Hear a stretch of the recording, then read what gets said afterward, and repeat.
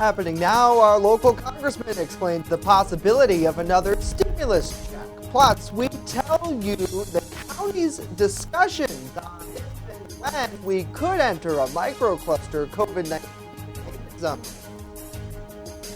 And the clouds are around out there for this Friday, but the weekend looking mainly dry. And how is the early look at Christmas? I'll tell you about it next. The news at noon starts right now.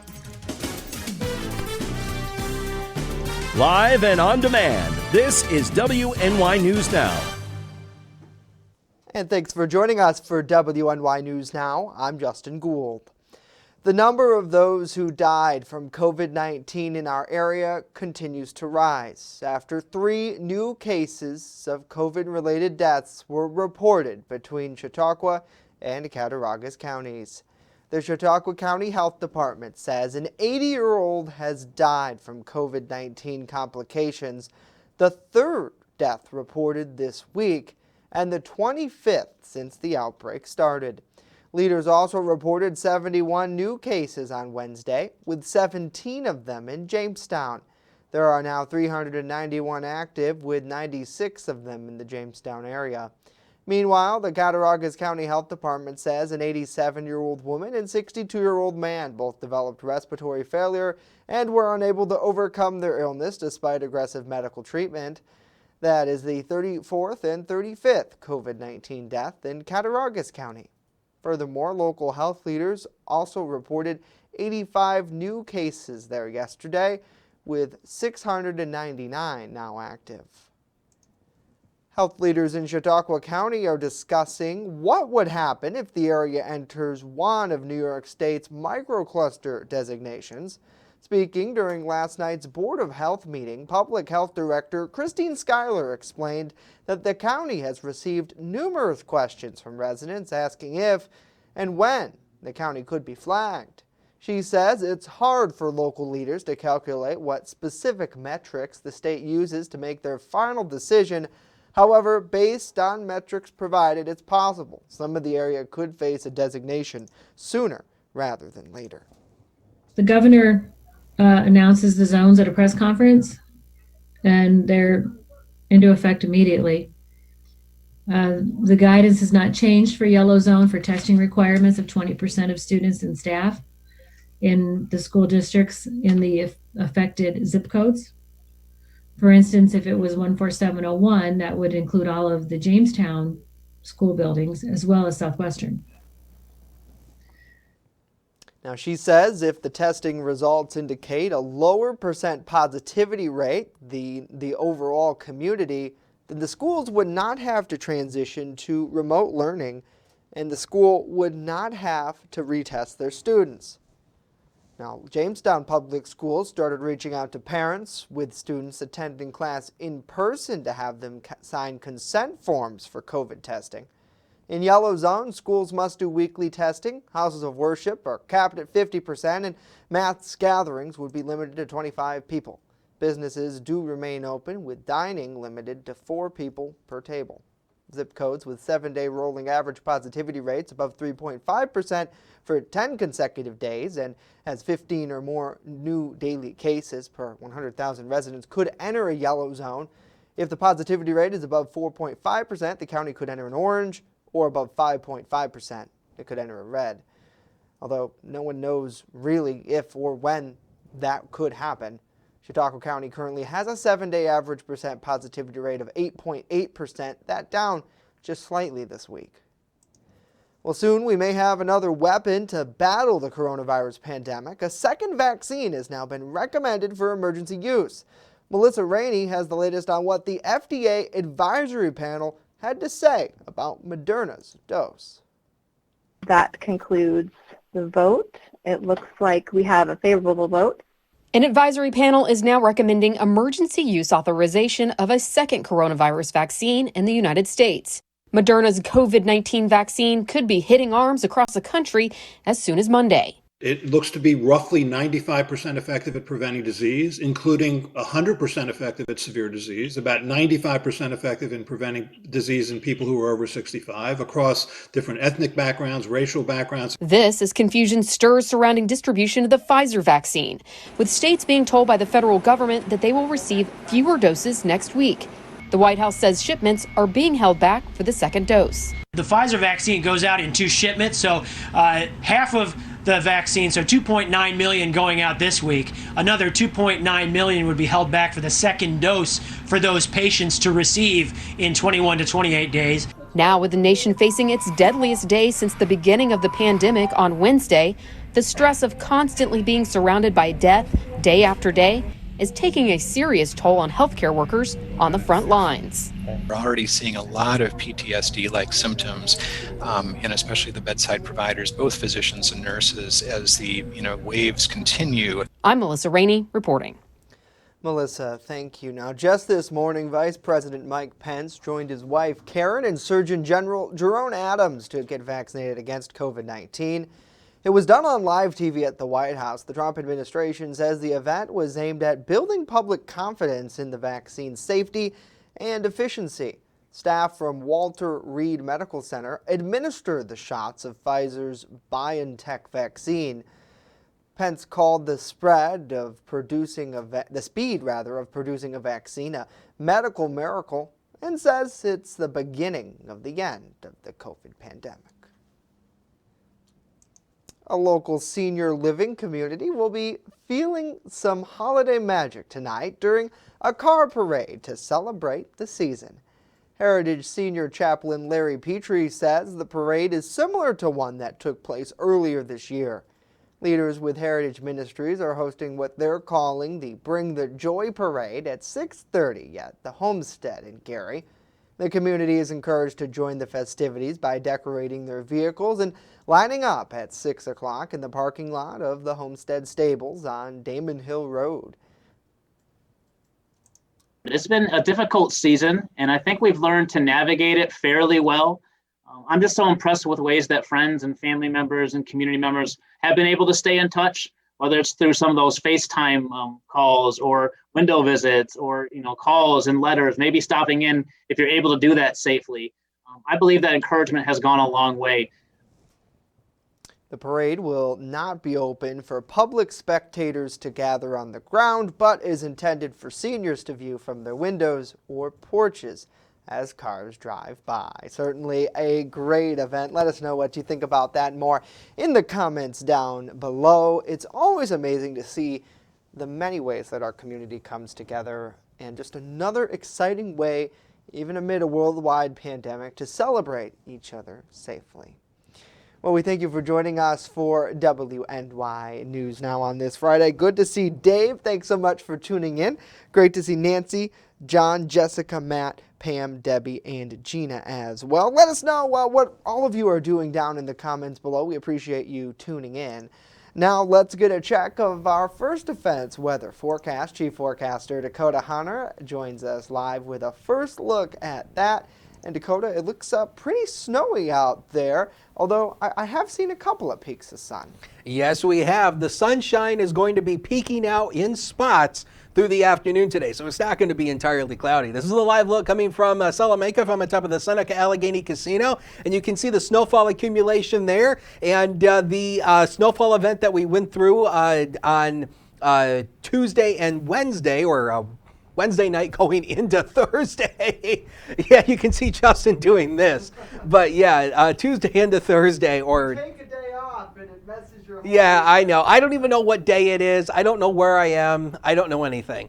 But anyway, here we go with the satellite and radar composite. And you can see we have no snow across the area, but we do have some cloud cover across the southern tier. And that's ultimately going to thin out as we go through the afternoon right now. 31 here in town, 27 Mayville, 28 TDU, 27 in Warren, 26 in Mayville, 27 in Fredonia, 30 in Dunkirk, 32 over in Erie, Randolph at 22, and only 19 still in Olean. So that's going to be the cooler spots once again today. We have 3 inches of snow on the ground at the airport. Our monthly total for snow up to 8.1 inches. We should be at 12.3 for the month. So our seasonal total right now, 10.6, and we're still running over 10 inches below average for snowfall as we run right now. 34 was the high yesterday. 19 is where we started the day. 57 and 3 below zero are the record highs and lows for this date. So through the afternoon, it's still going to be rather chilly. Some early cloud cover through early afternoon, and then some sunshine is going to start to develop later in the afternoon, and we're not going to have a wind chill to contend with today because the winds are light. 24 to 36 are high temp range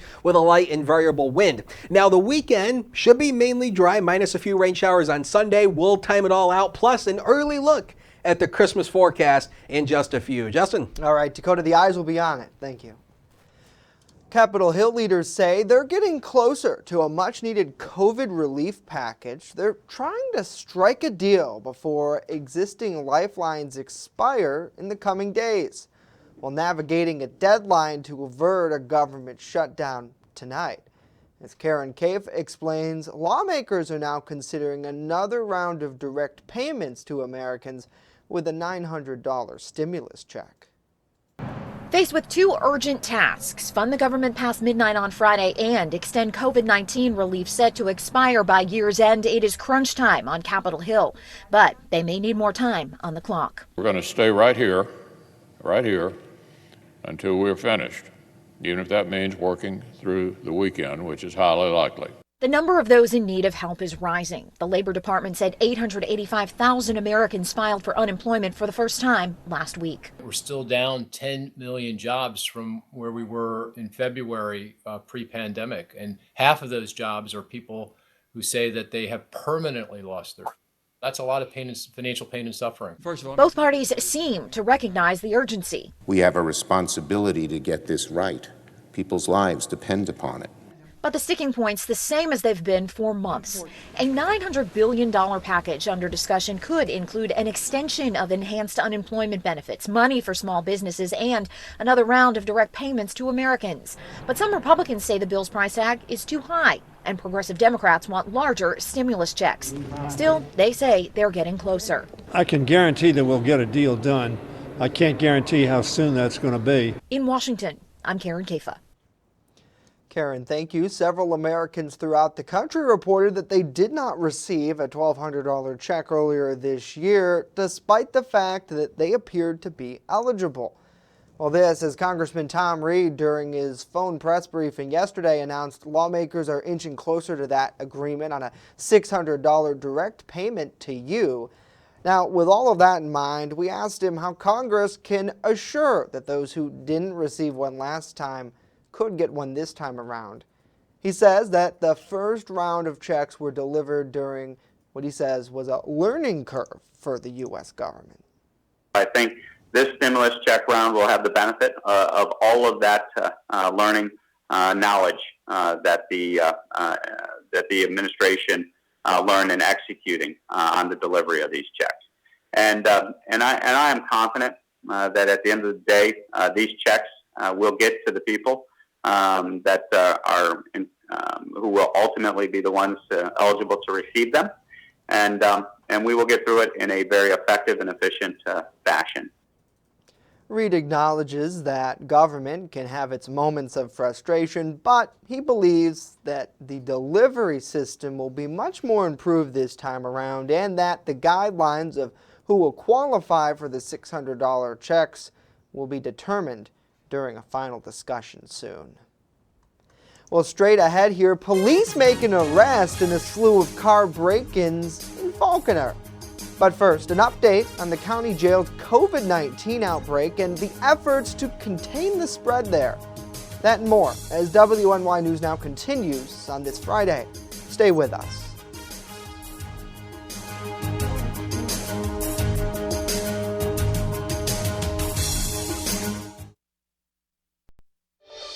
Happy holidays from WNY News Now.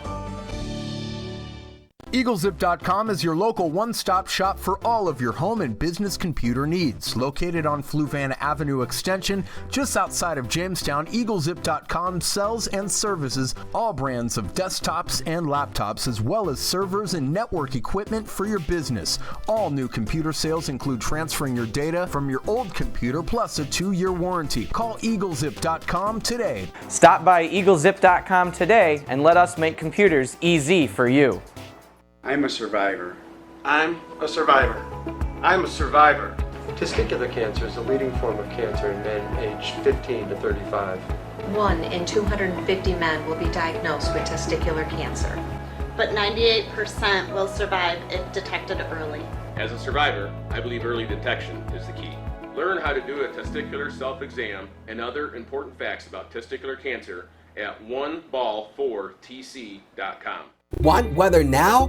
Download the WNY News Now mobile app and stay up to date on severe weather alerts. Plus, anytime hazardous weather strikes, stick with the Southern Tier's only 24/7 streaming network that keeps you safe. You're all in a tornado warning, so now is the time to go to a safe place, small room, lowest floor, near the center, away from windows. What are you waiting for? Download the WNY News Now mobile app today. It's free in the Apple App Store and Google Play Store. Wishing you a safe and happy holiday season. WNY News Now, the Jolly Team, where coverage comes first. An additional 23 inmates and 1 corrections officer at the Chautauqua County Jail has tested positive for COVID-19 amid an outbreak there. The Chautauqua County Sheriff's Office reported the update after a second round of testing took place this week, with 51 cases currently active. The Sheriff's Office says since the first positive case was detected just over 3 weeks ago, a total of 88 inmates have tested positive. Of the 88, 37 have recovered. They say a total of 14 corrections staff members have also tested positive, with 6 of them recovering. Inmates are being closely monitored by medical staff and corrections officers. Those who show symptoms are quarantined for 14 days before being released into the housing unit. Well, Town of Ellicott police say a 17-year-old has been arrested in connection with a vehicle break-in spree in the village of Falconer. Detectives held a special detail last weekend in an attempt to catch the suspects responsible for the crimes.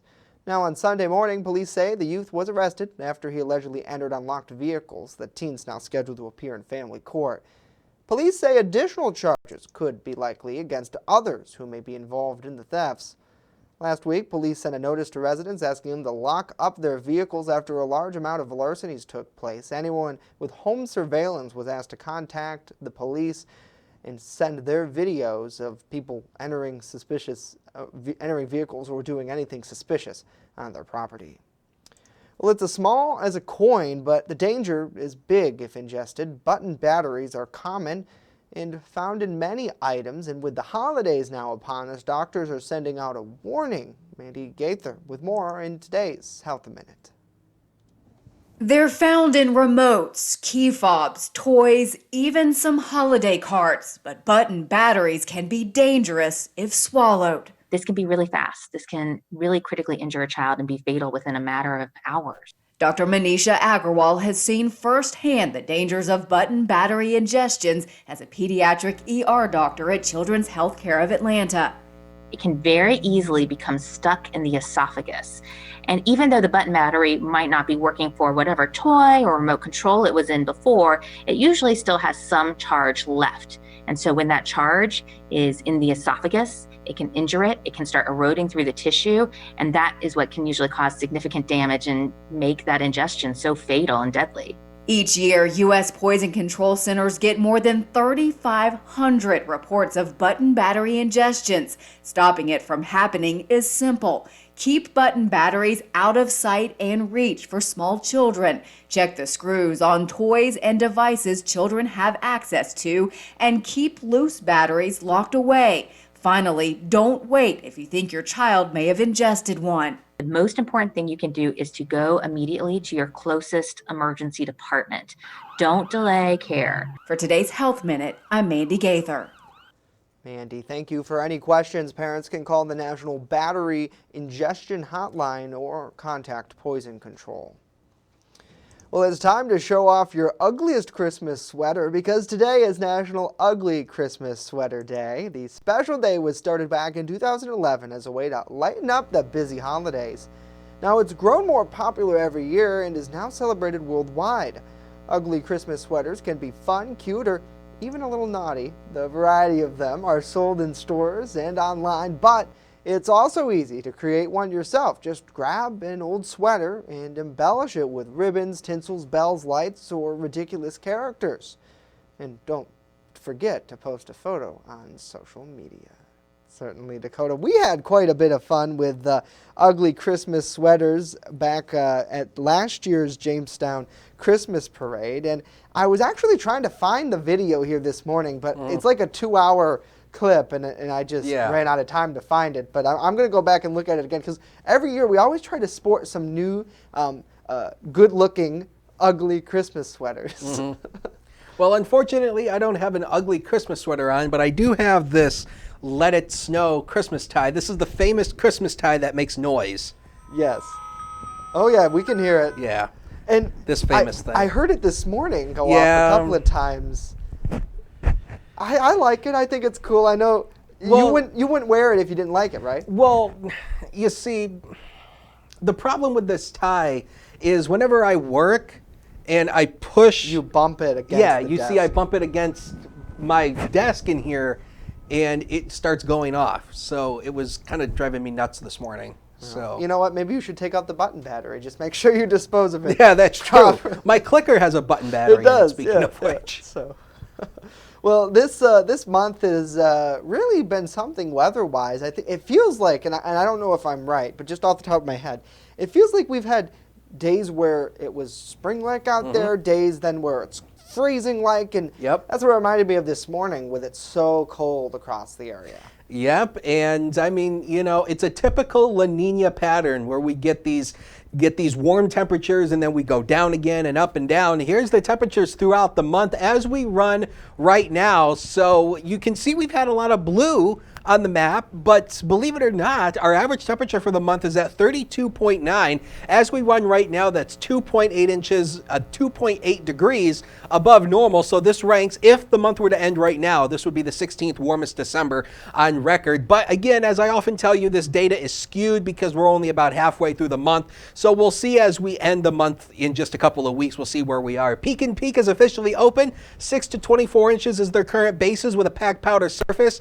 and Holiday Valley 8 to 30 inches with a machine groomed surface and 3 inches of new snow reported at Pekin Peak. And of course, we'll let you know of new opening dates for the other resorts when they announce those. 31 as of noon hour right now. We have a light southeast wind of 3 miles per hour. Because the wind is light, we don't have a wind chill index. Thank goodness. So it feels like 31 degrees when you step outside, but it's still a little bit chilly for this time of the year. Satellite and radar composite basically just shows you, yeah, we've got some clouds around, but that's pretty much going to be about it. They're going to start to thin out as we go through the later part of the afternoon. And as a matter of fact, Future Scan shows you that very well. Notice we actually may get into partly to mostly sunny skies, maybe mostly sunny further out to the east, but don't count on that. But don't write it in stone here. Now, as we get into tonight, the clouds will thicken back up again tonight, mostly cloudy tonight, still a little bit chilly, lows down into the teens for most areas. Tomorrow should be a mainly dry day with at least a few peaks of sunshine in the cloud cover, and then by the time we go to Sunday, we're going to see a few light rain and snow showers. All right, the big question is next week. There's been a lot of hullabaloo about late next week about a strong storm system that could ride close to the region, so understand this is an early look as we run right now. So the 24th, Christmas Eve, we could see a few snow showers, high temperature around 36. Friday, Christmas Day, the 25th, next Friday, it'll likely be freezing, highs only in the lower 20s, and we could see the snow showers continue. Understand both of these 2 days could change, so check back in next week when we'll give you more details on that. But, there's been a lot of talk about a storm. We'll see as we get closer. We'll give you more details on it. So the inland areas today, temperatures likely lower 30s. The cooler spot is going to be out in Cattaraugus County here. Maybe Olean may only reach 24 degrees, but at least the clouds will partly thin later in the day. Next 7 days of your life coming up right now, brought to you by 42 degrees and sunny, 34 tomorrow. And by the time we head into Sunday, just a few light rain and snow showers. No big deal there. Monday, mainly dry, 35. Tuesday, a few rain and snow showers, 36. We're hopeful we'll reach 40 on Wednesday, a few partly to mostly sunny. And Thursday, we're watching that again. A strong storm system could ride close to the region on Christmas Eve and Christmas Day, and we will give you more details on that next week. Now for the pet of the week, here's Jay Gould. All right, Dakota, my favorite segment, time to help get our furry friends adopted. WNY News Now is partnered with the Chautauqua County Humane Society in our Pet of the Week segment. Joining us is Amanda Sublett to talk more about this week's featured furry friend, Trooper. Hey, Amanda. Hi, Justin. So I have Trooper right here, very sweet boy, but he is a special needs boy. You can see his head wobbling a little bit. So he has something called cerebral hypoplasia, which basically means that when mom was pregnant, she had a virus and his brain did not develop fully. So he's got this little wobble to him. I want to show you guys how he walks. It's very unique, but he does get around.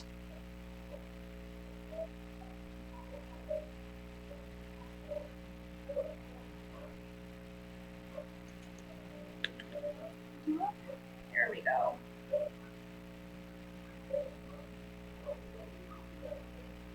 So you can see he does get around. He does struggle a little bit, but it's not too much. We need to find him a home where he doesn't have to worry about being able to jump onto things that are too high for him. Somewhere where he can be with kids or other animals, but he's not going to get trampled because he needs to take his time to be able to go from one end of the room to the other. He does love to cuddle. Normally we can find him on this bed when we come into the room here. And surprisingly, he is a kitten. He's about 9 months old. Wow. And Amanda, it seems like you're right. He does seem like he's ready for a home, who has kind of a chill vibe. And, I was kind of surprised because picking up like my cats at home, for example, if they were in a cuddle position and I interrupted them and picked them up and put them somewhere else, they'd just leave me. They'd go. But it seems like for him, he's always ready to go back to that spot. Yeah, he doesn't mind. He will let you know if he gets a little bit overstimulated, but it's just a little gentle tap. It's nothing to be concerned about. So he's done well with all the other cats in the room here. He just likes to chill. He's a great lab cat. Yeah, certainly. And especially this holiday season, I imagine a lot of people, might be looking for a good cat, maybe an older person who's looking for a cat who has that type of lifestyle. How can someone learn more about Trooper? And if interested, are they able to come in and meet him in person? I'm actually glad you asked, because today we're going to take him up to the Chautauqua Mall. We're going to be there from 3 until 7. He's going to be hanging out with us so they can meet him there. Or if they want to come by tomorrow, we'll be there from 12 to 4 as well. If that's not going to work, you can head on to our website, chqhumane.org, and fill out an adoption application, or even just give us a call and ask a few questions. Yeah, perfect. So again, folks, if you like what you see, if you think that Trooper will be a great fit for your home, simply log on to chqhumane.org. It's the best place to see it. Or, come down to the Chautauqua Mall and you can check them out there. Amanda, and I know Brian's behind the camera. Thank you both so much for doing this segment with us. And I believe this will probably be our last one before the holiday season. So I just want to wish you both a Merry Christmas, and thank you for all you do for the animals in the community, because it really is a life-changing experience. I think not just for them, but for folks too who want to get involved and help out. So thank you both. Thank you. Well, that's going to do it for us today. Of course, news continues 24/7 at WNYNewsNow.com. And we remind you, when you're on the go, you can stay in the know by downloading our mobile app. It's free. Just search WNY News Now in the Apple App Store and the Google Play Store. We'll leave you with this live look over downtown Jamestown. Dakota and I are back Monday with a shorter week of some news and weather. We'll be there Monday, Tuesday, and Wednesday of next week as we count down towards the jolly Christmas holiday. Hope to see you Monday live at noon.